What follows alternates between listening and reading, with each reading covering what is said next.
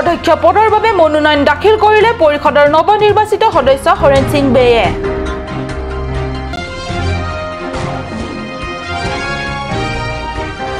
শিক্ষকৰ পদ পূৰণৰ ক্ষেত্ৰত শিক্ষামন্ত্ৰীৰ নতুন নীতিৰ বিৰুদ্ধে বোকাজানত আছুৰ 3 ঘণ্টীয়া প্ৰতিবাদ।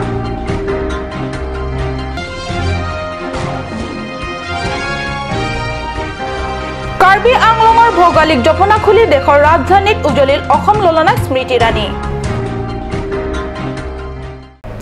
নমস্কাৰ, মই সঞ্চয়িতা তেৰণপিয়ে কাট নিউজ চেনেলৰ ষ্টুডিঅ'ৰ মজিয়াৰ পৰা লৈ আহিছোঁ আজিৰ দিনটোৰ প্ৰধান বাতৰিসমূহ। এতিয়া বিতং বাতৰি। কাৰ্বি সাহিত্য সাহিত্য পৰিষদৰ গুৰুত্বপূৰ্ণ অধ্যক্ষ পদৰ বাবে মনোনয়ন দাখিল কৰিলে নৱনিৰ্বাচিত সদস্য হৰেণ সিং বেয়ে। দ্বিতীয় কোনো প্ৰাৰ্থীয়ে মনোনয়ন দাখিল নকৰাত অপ্ৰদিন্দভাৱে অধ্যক্ষ পদৰ বাবে নিৰ্বাচিত হোৱাৰ পথত প্ৰাৰ্থী হৰেণ সিং বে। 5 জুলাইত আনুষ্ঠানিকতা মাথোন বাকী। কাৰ্বি পৰিষদৰ গুৰুত্বপূৰ্ণ অধ্যক্ষ পদৰ বাবে প্ৰাৰ্থী হৰেণ সিং বে দাখিল কৰিলে মনোনয়ন পত্ৰ। পৰিষদৰ নৱগঠিত বিজেপি শাসক দলৰ প্ৰক্ষেপিত ভাবি CM তুলিৰাম ৰংহাঙকে ধৰি জিলা বিজেপি কমিটিৰ সভাপতি ৰতন টেৰণ সহিত বহু কেইগৰাকী নিৰ্বাচিত সদস্যৰ সন্মুখতে প্ৰাৰ্থী হৰেণ সিং বে মনোনয়ন দাখিল কৰে। অধ্যক্ষ পদৰ বাবে হৰেণ সিং বেৰ নাম প্ৰথমে প্ৰস্তাৱ কৰে বোকাজান পৰিষদৰ সদস্য মাধুৰ্য ঢেকিয়াল ফুকনে আৰু প্ৰস্তাৱৰ সমৰ্থন দিয়ে লুন সিং টেৰণে। দ্বিতীয়তে প্ৰস্তাৱ কৰে মঙ্গল সিং টিমুঙে আৰু প্ৰস্তাৱৰ সমৰ্থন দিয়ে ৰতন টেৰণে।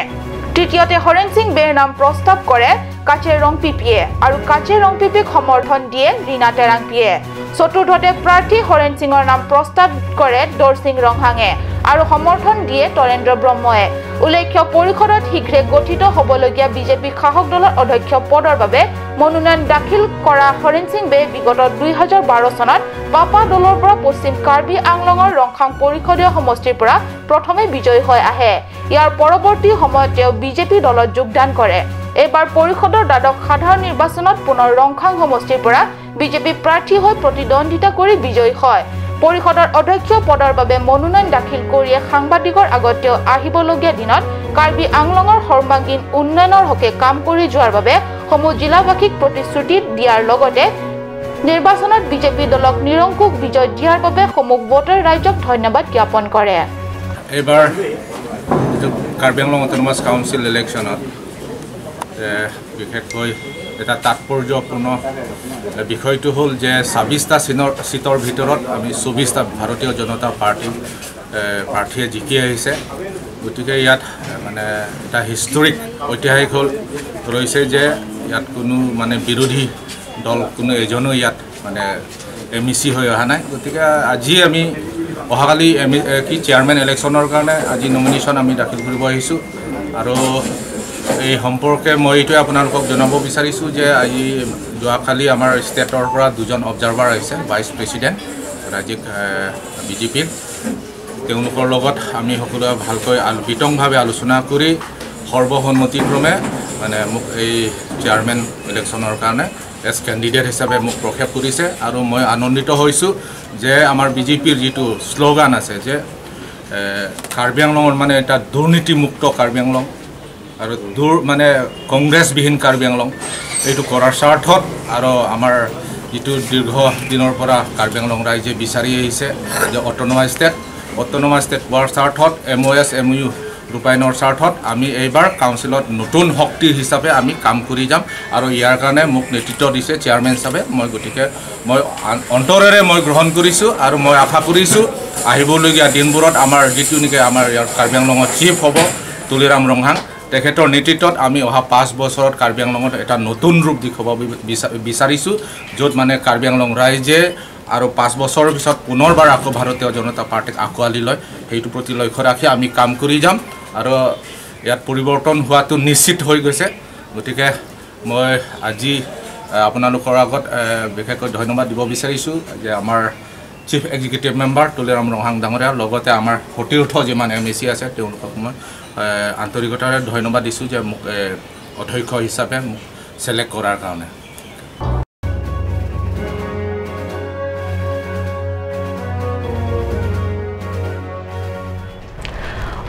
শিক্ষামন্ত্ৰী ডক্টৰ হিমন্ত বিশ্ব শৰ্মাই শিক্ষকৰ বিভিন্ন পদ পূৰণৰ সন্দৰ্ভত নিৰ্ধাৰণ কৰা নতুন নীতিৰ বিৰুদ্ধে জাঙুৰ খাই উঠিছে আসুৰ কাৰ্বি আংলং জিলা কমিটিয়ে হাঞ্জালাংছ চিলনিজান আৰু বুকাজানৰ আসুৱে মিলি যৌথভাৱে শিক্ষামন্ত্ৰীৰ এই নতুন নীতিৰ প্ৰতিবাদত বুকাজান সদৰ মহকুমাৰ কাৰ্যালয়ৰ সন্মুখত 3 ঘণ্টীয়া প্ৰতিবাদী কাৰ্যসূচী পালন কৰে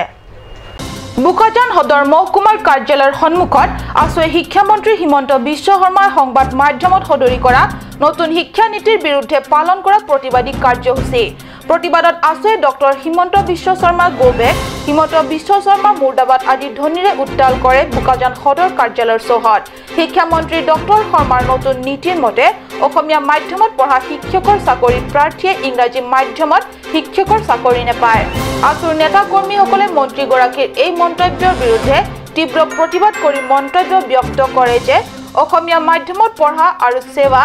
CBSE অধীনত পঢ়াসকলৰ মাজতো বহু মেধাৱী ছাত্ৰ-ছাত্ৰী আছে হেহে শিক্ষা মন্ত্ৰীৰ এনে দৃষ্টিভংগীৰ প্ৰতি তীব্ৰ ক্ষোভ জাহিৰ কৰে আসু কাৰ্বি আংলং জিলা কমিটিয়ে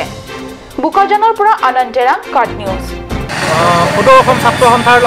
সন্থাৰ আহ্বান মৰ্মে সদৌ কাৰ্বি আংলং জিলা ছাত্ৰ সন্থাই বুকাজানত 3 ঘণ্টীয়া বিক্ষোভ কাৰ্যসূচী ৰূপায়ণ কৰিছোঁ ইয়াৰ কাৰণ এটাই অসম চৰকাৰৰ যি হঠকাৰী সিদ্ধান্ত অসম চৰকাৰে এটা সিদ্ধান্ত লৈছে যে অসমত যিসমূহ আদৰ্শ বিদ্যালয় বৰ্তমান তেওঁলোকে স্থাপন কৰিছে তাত তেওঁলোকে যিসমূহ এডভাৰটাইজ উলিয়াইছে এই এডভাৰটাইজসমূহত অসম চৰকাৰে কৈছে যে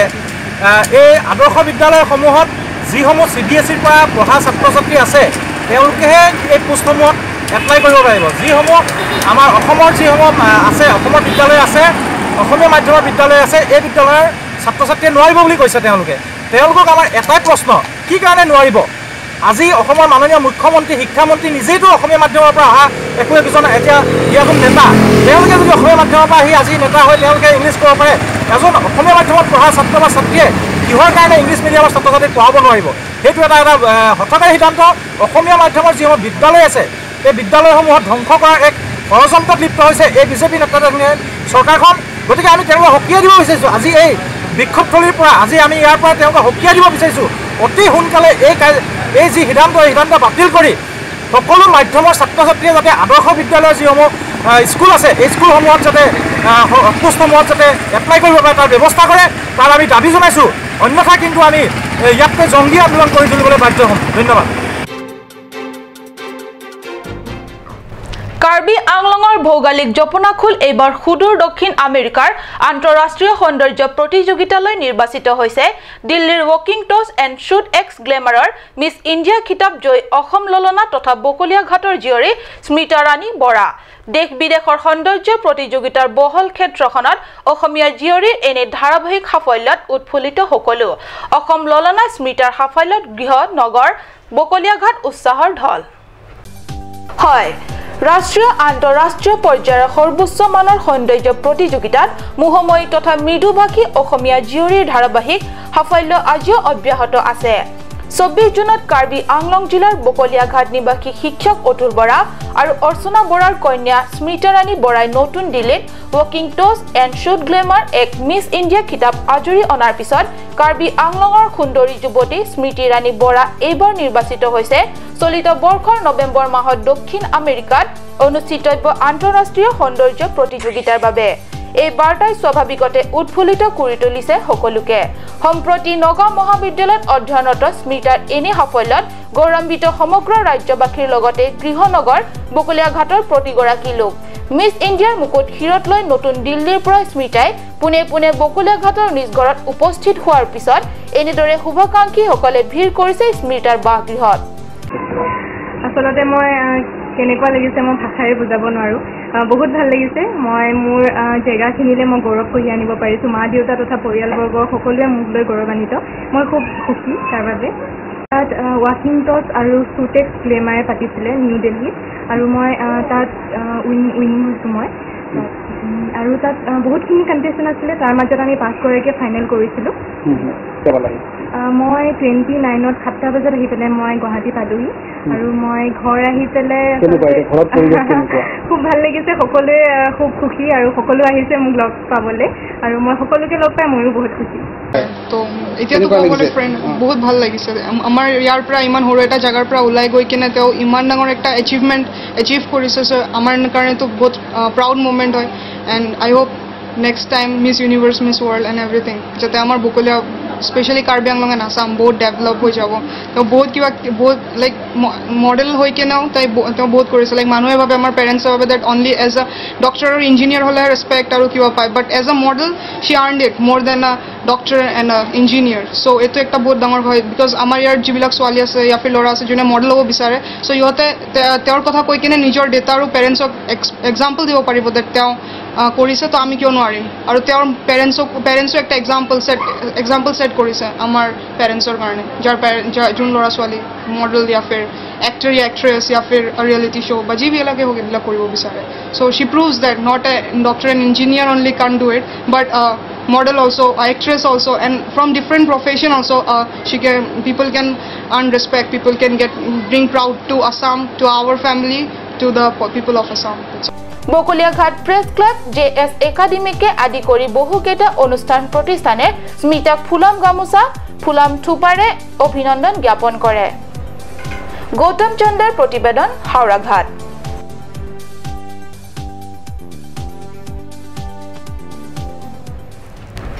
পৰৱৰ্তী অংশৰ যোৱাৰ আগত লৈছো ক্ষন্তেক বাণিজ্যিক বিৰতি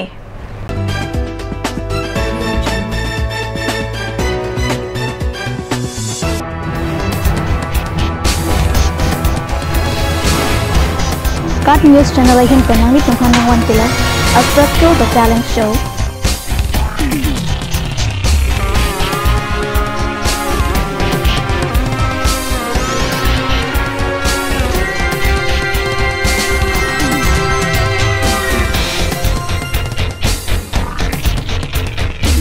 The artist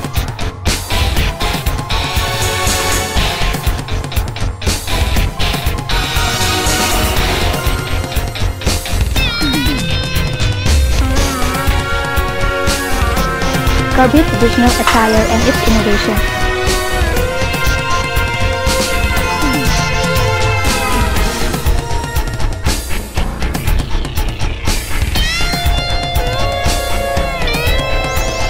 Jong silang litong labangso asyo long interested plete ladak screen long kipi number long nang litong humri ignore. Dashwini classes Nogao. 26 selected out of 30 in JEE and CEE 2017.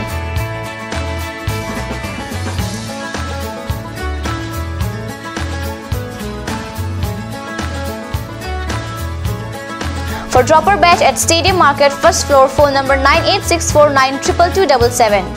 1-year engineering and medical coaching will start from 20th of June up to 5th July.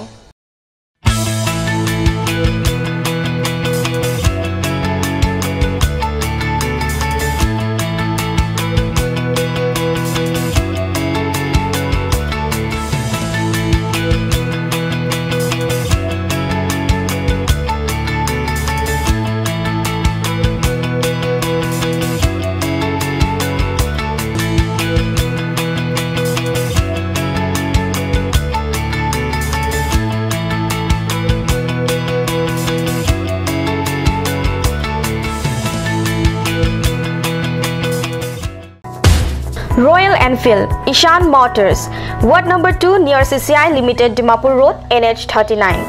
Chandrapur, Bogazan 782480, District, Karbi Anglong, Assam.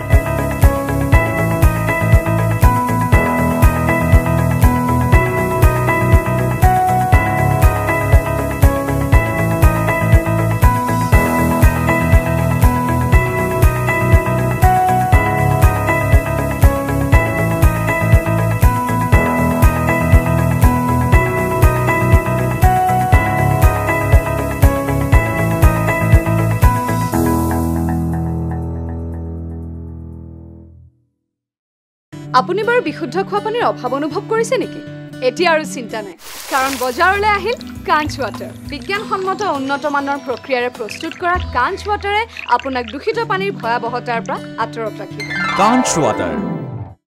কাঞ্চ Assam Hills Small Industries Development Corporation pen Arniwang Hemalong akenang sa hormu ason salam pontanglo lasinang tum Arniwang kenang sot kechu ason la penthesire alang hithi kulat along longpon ikji kang sirtang kijun alang tharwe alang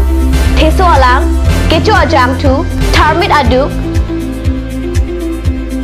thelua kreng chitronola ukthor pen chenglok ongdung Hemalong akenang sot hormu longpon ikji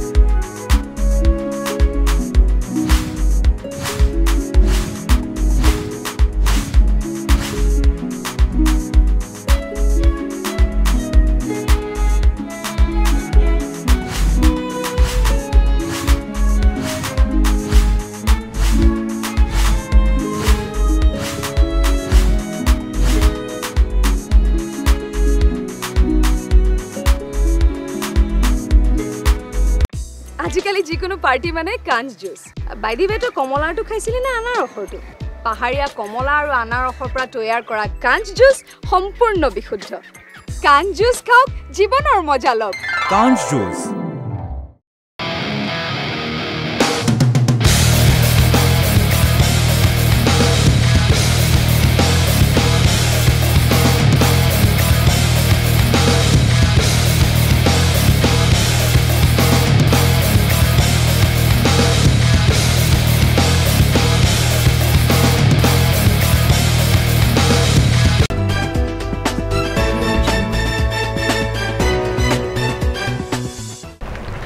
স্বাগতম বিৰতিৰ পিছত পুনৰ ঘূৰি আহিছো বাতৰি মজিয়ালে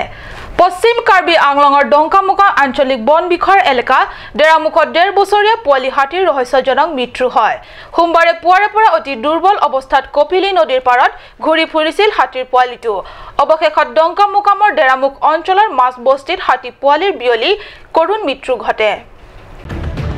যোৱা কিছুদিনৰ পৰা নগাঁও কাৰ্বি আংলং সীমান্তৰ কামৰাকাটা সংৰক্ষিত বনাঞ্চলত এই ৰোগীয়া হাতী পোৱালিটো বিচৰণ কৰি আছিল এক সূত্ৰ অনুসৰি পোৱালি হাতীটো অচিন ৰোগত আক্ৰান্ত হোৱা বুলি সন্দেহ কৰি চিকিৎসা সেৱা প্ৰদানৰ বাবে হুজাইস্থিত বন বিভাগক বিষয়টো অৱগত কৰে যদিও হাতী পোৱালিক চিকিৎসা প্ৰদান কৰাত গুৰুত্ব প্ৰদান কৰে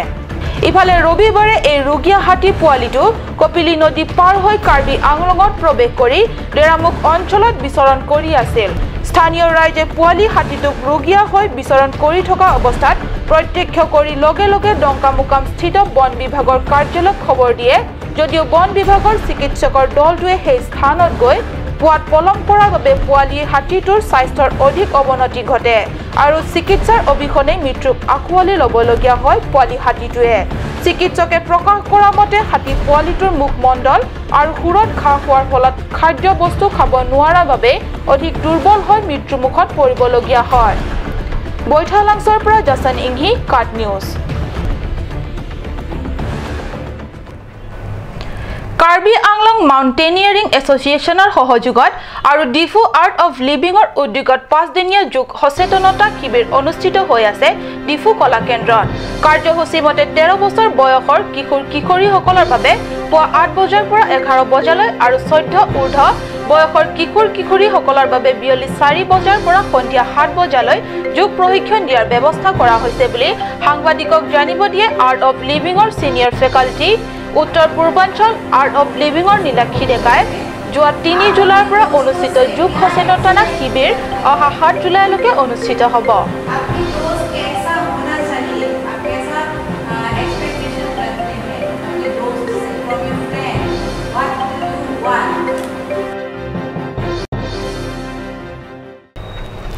আজিৰ বাতৰি ইমানতে সামৰিছো মই সঞ্জয়িতা কাট নিউজ চেনেলৰ ষ্টুডিঅ'ৰ মজিয়াৰ পৰা বিদায় লৈছো ধন্যবাদ